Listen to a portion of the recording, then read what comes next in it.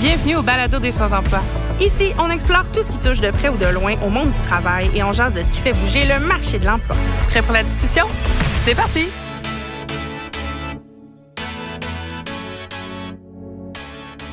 Allô tout le monde! Pour la dernière de la saison, on vous propose un épisode spécial. On a décidé de mettre en avant nos collègues conseillers et conseillères en emploi pour leur poser des questions sur des thématiques qui les touchent particulièrement. Ils vont vous partager leurs précieux conseils, leurs réflexions et leurs observations du terrain. Que vous soyez en recherche d'emploi ou juste curieux de savoir ce que fait un conseiller en emploi, cet épisode est pour vous. Bonne écoute! Bonjour Marie-Chantal. La question que j'aurais pour toi, ce serait...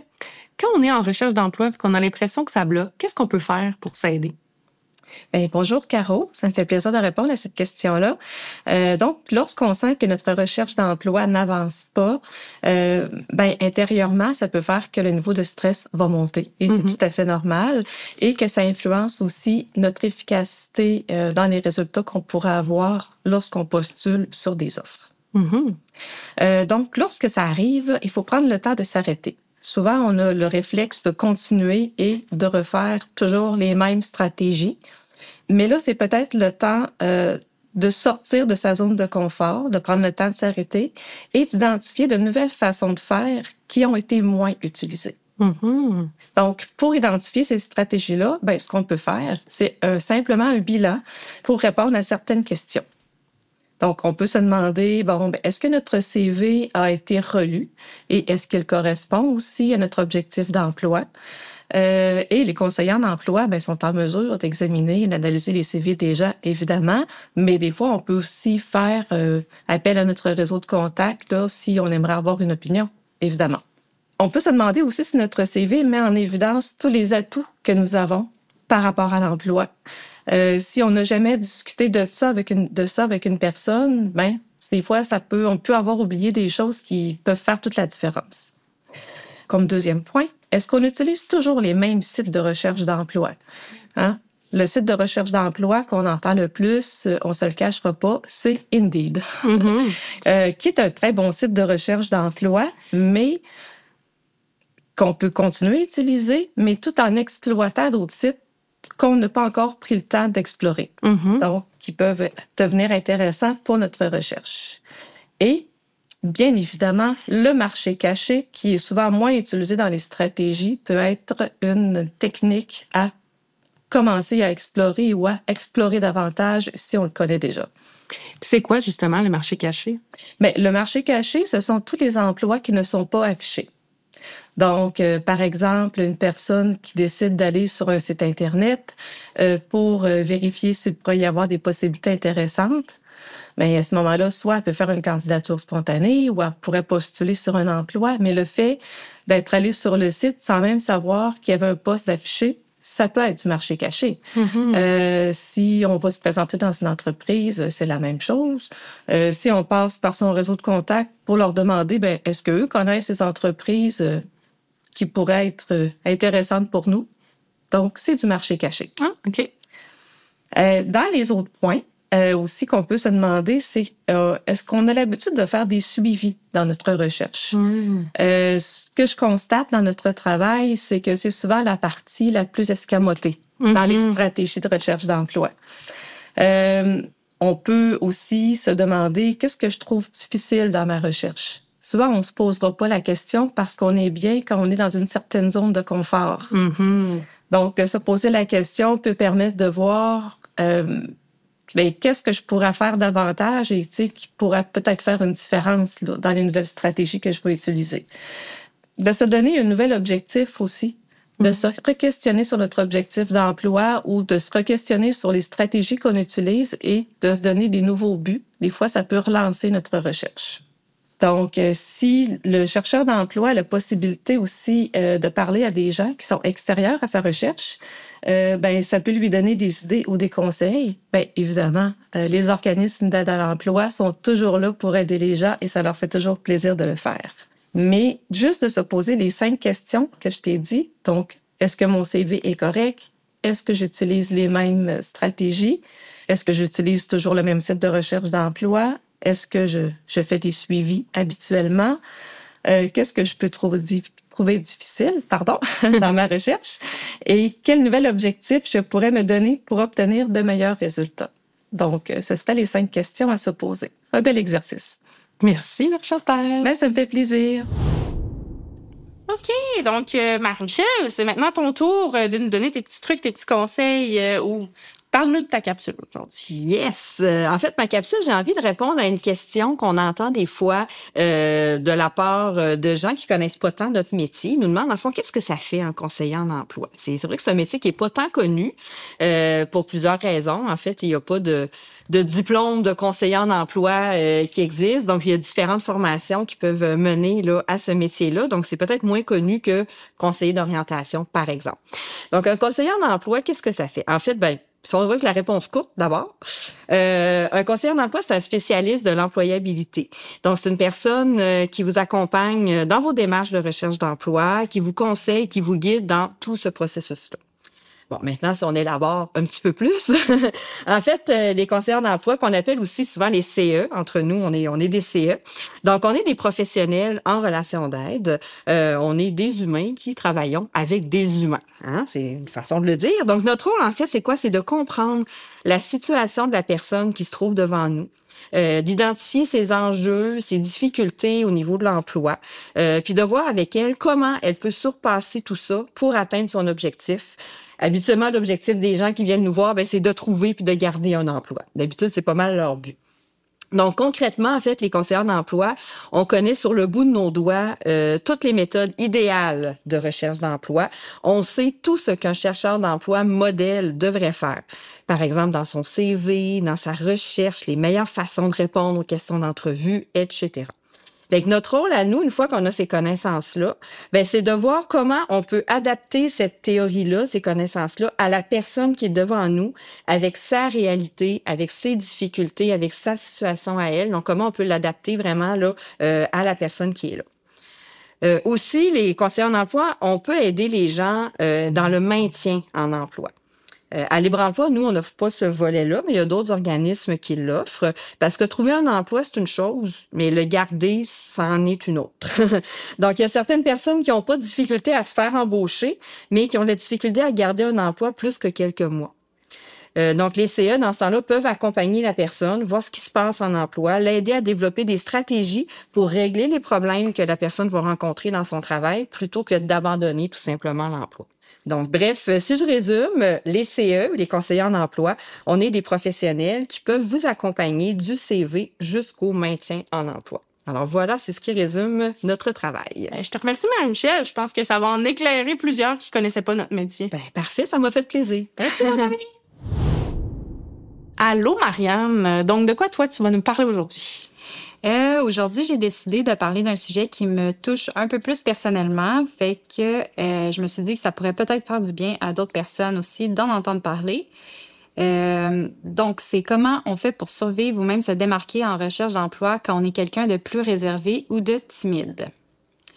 Fait que j'ai fait ce que j'ai fait souvent, fait que je suis allée fouiller sur Internet pour voir ce qu'on conseille aux gens comme moi, puis je me suis dit, je vais vous parler de ce que j'ai trouvé, puis je vais vous donner mon avis là-dessus. Fait qu'on va y aller avec 3 conseils parce qu'on a quand même un temps qui est limité. Conseil numéro 1. Se préparer minutieusement, répéter son discours, anticiper les questions d'entretien et se familiariser avec le poste et l'entreprise pour aider à réduire le stress. Fait que oui, je suis 100% d'accord, se préparer, c'est essentiel, puis ça peut aider pour le stress. Mais là, je sais pas pour vous, mais moi, vu que je suis gênée, je me prépare déjà trop minutieusement. Je me fais 10 000 scénarios dans ma tête. Puis après, je me demande, est-ce que j'ai l'air trop intense? Si j'oublie ce que j'ai appris par cœur, est-ce que je vais figer?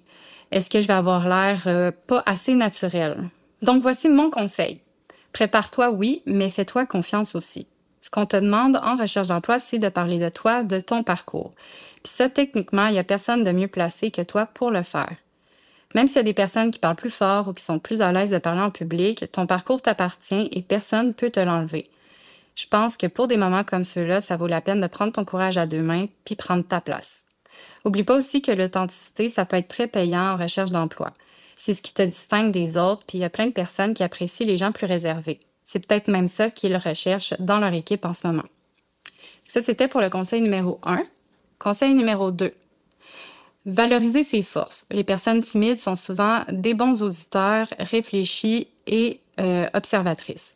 Ces qualités sont précieuses en milieu professionnel. Encore une fois, c'est pas faux. Ces qualités-là sont souvent partagées par les personnes timides, puis c'est précieux au travail. Mais j'ai envie de te dire, tu ne te résumes pas à ça. Réduire une personne timide à un bon observateur, c'est passer à côté aussi de tout le reste qui caractérise sa personne et aussi ce qui la caractérise comme professionnelle. Combien de fois on m'a dit, finalement, t'es pas si gêné que ça quand on te connaît, ou t'as donc bien des affaires intéressantes à dire quand tu te dégênes. Dans ce temps-là, si j'étais moins gênée, j'aurais le goût de leur dire que c'est sûr que si j'arrivais à placer un mot, ils s'en rendraient compte que j'ai de quoi d'intéressant à dire, puis aussi que c'est pas parce que je suis plus gênée que j'ai pas de personnalité. Donc, dans mon cas, c'est juste qu'il faut me laisser le temps de m'habituer à la personne et me laisser de la place, puis il n'y aura pas de problème, je vais prendre la place qui me revient. Donc oui, valoriser tes forces, c'est parfait, c'est important. Mais il ne faut pas oublier que tu es plus que ta timidité. Tu as aussi d'autres forces que celles qui fit avec ta timidité, puis comme chaque personne, tu es unique et tu as plein de choses à offrir en plus de ces avantages-là. Conseil numéro 3. Puis là, c'est le dernier. Participer à des ateliers ou stages de prise de parole, des activités comme le théâtre ou l'improvisation peuvent aider à développer la confiance en soi et améliorer la communication orale. Bon, mais là, comment je pourrais bien vous dire ça? Je comprends ce qu'ils proposent, je sais que techniquement ça fonctionne, que c'est conseillé de faire ça, mais moi, c'est littéralement mon pire cauchemar. Ceux qui me connaissent le savent, je déteste tout ce qui tourne autour de l'impro. L'angoisse qui me prend est pire qu'existentielle, elle est mortelle. Donc, j'ai décidé de partir de ce conseil-là et de faire le parallèle avec un autre de mes pires cauchemars, le réseautage. J'en ai des sueurs froides juste à y penser. Le réseautage, c'est mon ennemi juré. Il combine tellement de choses difficiles pour moi. Un endroit bruyant et plein de monde, une exposition massive à des extravertis devant qui je me sens timide d'être timide, des premiers contacts malaisants, ma batterie d'énergie qui se vide en moins de 30 minutes. Je le cacherai pas, je compte les secondes avant de pouvoir m'enfuir. Alors voici mon conseil pour ceux qui, comme moi, ont l'angoisse du réseautage bien ancrée. On est dans une société où on se dit souvent qu'il faut aller au-delà de nos peurs puis qu'on est capable d'y arriver. Je vais mettre quelque chose au clair tout de suite, je sais que je suis capable.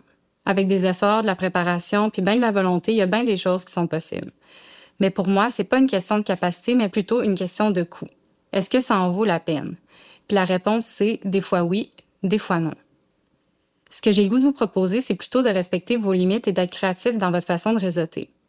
Tu sais, c'est qui a décidé que le réseautage devait se faire dans une salle débordante d'inconnus, de bruit et de petites bouchées? Bien, clairement pas moi. Réseauter à la base, ça veut dire développer son réseau. C'est créer, entretenir et développer des liens professionnels avec d'autres personnes. Plus concrètement, ça peut vouloir dire aussi échanger avec quelqu'un sur son métier, participer à un café-rencontre avec 5-6 personnes, parce que oui, les petits groupes, c'est facilitant pour les personnes timides, contacter d'anciens collègues ou employeurs, aller voir un conférencier pour discuter après un atelier, discuter avec des gens sur LinkedIn.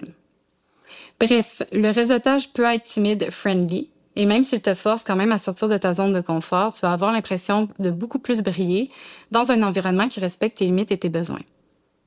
Pour revenir au conseil numéro 3, tu peux participer à des ateliers ou à des stages de prise de parole comme ils le proposent. Mais en fait, tu n'es pas obligé. Tu peux aussi choisir des environnements et des contextes qui te permettent d'être à l'aise, d'être toi-même. Des endroits et des événements où tu te sens plus en sécurité et confortable, puis pour la plupart d'entre nous, c'est assez pour qu'on puisse s'exprimer sans trop de difficultés. Donc voilà, c'était tout pour mes 3 petits conseils pour personnes timides.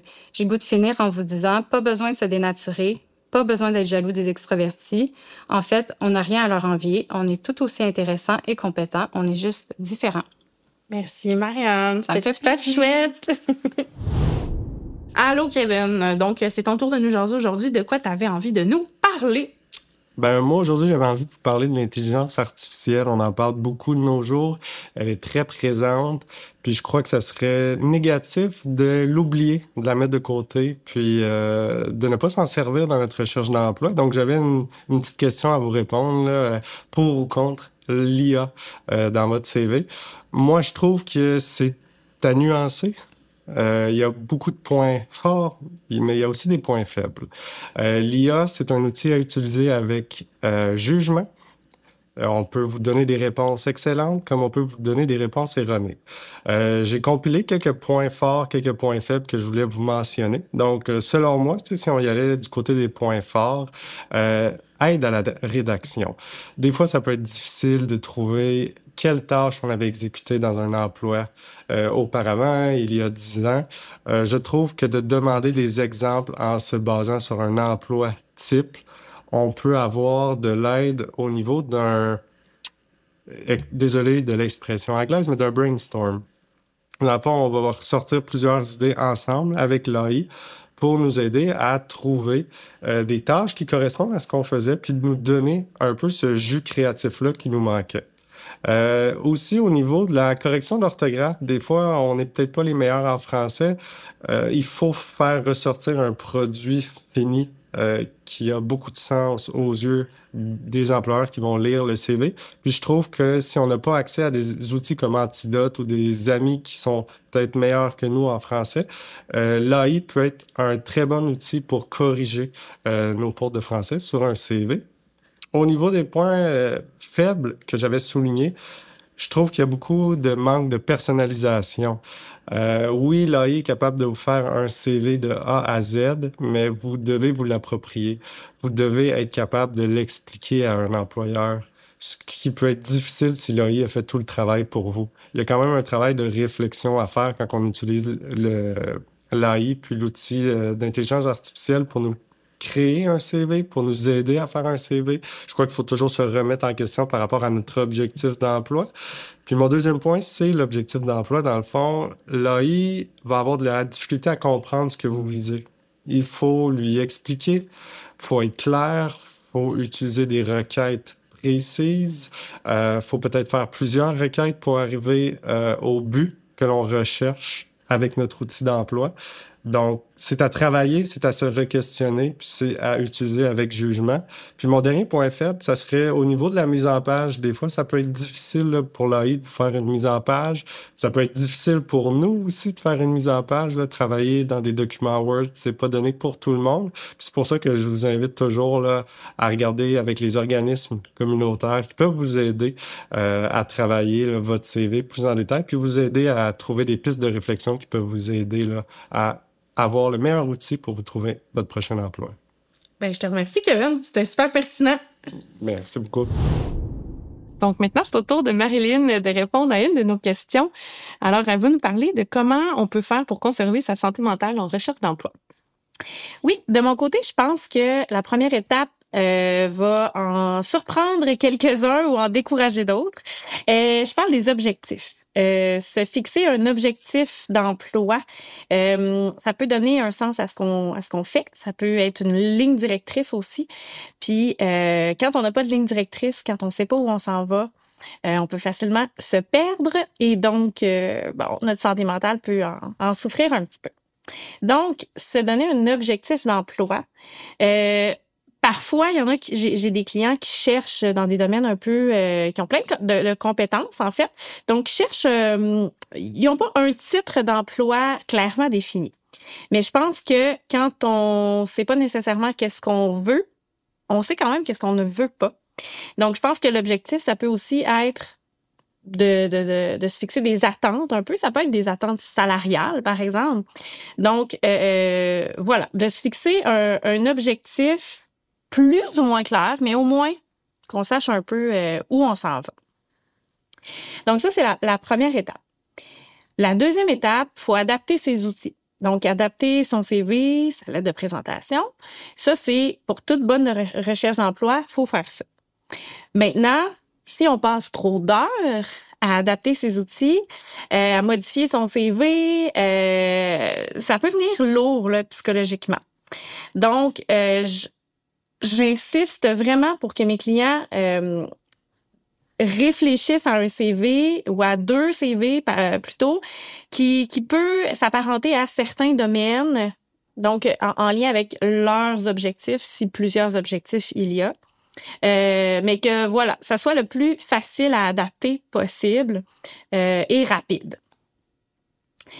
Une fois les bons outils en main, faut trouver son équilibre. Faut peut-être se donner à ce moment-là un objectif. Je reviens avec un objectif, mais là, tout à l'heure, je parlais de l'objectif d'emploi. Maintenant, je parlerai plutôt d'un objectif de recherche. Quand je dis un objectif de recherche, ben je parle par exemple peut-être à chaque semaine, se donner un petit objectif de nombre de candidatures envoyées ou mais ça, je trouve qu'il faut faire attention avec le nombre d'objectifs, le nombre de CV envoyés. Parce que il y a une variable qui est à considérer, c'est-à-dire le marché. S'il n'y a pas d'offre dans notre domaine, en lien avec notre objectif cette semaine qui apparaît, si je me suis mis un objectif de 5 CV envoyés, qu'il n'y a pas d'offre, là, je vais avoir l'impression d'avoir raté mon objectif. Donc, c'est se mettre une pression qui est peut-être pas nécessaire. Donc, je conseille plutôt des objectifs, par exemple, sortir de sa zone de confort en faisant des appels. Donc, des appels après avoir transmis une candidature ou d'envoyer des candidatures spontanées, par exemple. Ça aussi, ça peut être de sortir de sa zone de confort. Et là, en envoyant des candidatures spontanées, on peut atteindre notre objectif de nombre de candidatures à ce moment-là. Maintenant, j'aime bien dire aussi à mes clients que j'ai été la personne qui passait trop d'heures sur les sites de recherche d'emploi. Puis, avec du recul, je pense que trop, c'est comme pas assez. Donc, ce que je dis, c'est de s'établir une routine qui leur convient et qui est raisonnable pour eux. Faut que les personnes s'écoutent. Faut que les personnes soient à l'aise avec qu'est-ce qu'ils font. Parce que moi, je peux pas leur donner la réponse pour eux. Parce que c'est une personne différente que j'ai devant moi. Donc, peut-être que pour certains, ça va être de se fixer des limites en nombre d'heures passées sur les sites de recherche d'emploi. Certains pourraient se faire aussi un horaire en termes de jours. Par exemple, le mardi, je vais consulter Indeed. Le mercredi, ça va plutôt être Québec Emploi. Donc, peu importe les sites qui sont utilisés, je pense qu'il faut varier. Ça, c'est un truc de recherche d'emploi. Mais je pense aussi que c'est un truc de santé mentale, justement, là, de se limiter. Donc, dans les sites de recherche d'emploi, toujours, un autre truc qu'on n'associerait peut-être pas à la santé mentale, mais ça serait d'utiliser des filtres, donc des filtres de recherche. Parfois, j'ai des clients qui ont l'impression de passer à côté des postes intéressants en utilisant les filtres.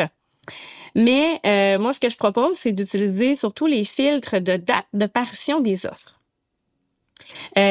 Comme ça, quand on ouvre notre moteur de recherche d'emploi, donc le site web, on se retrouve pas inondé d'offres qui nous conviennent pas, puis qu'en plus, on les aurait peut-être déjà consultées dans le passé, puis que là, on les a oubliés.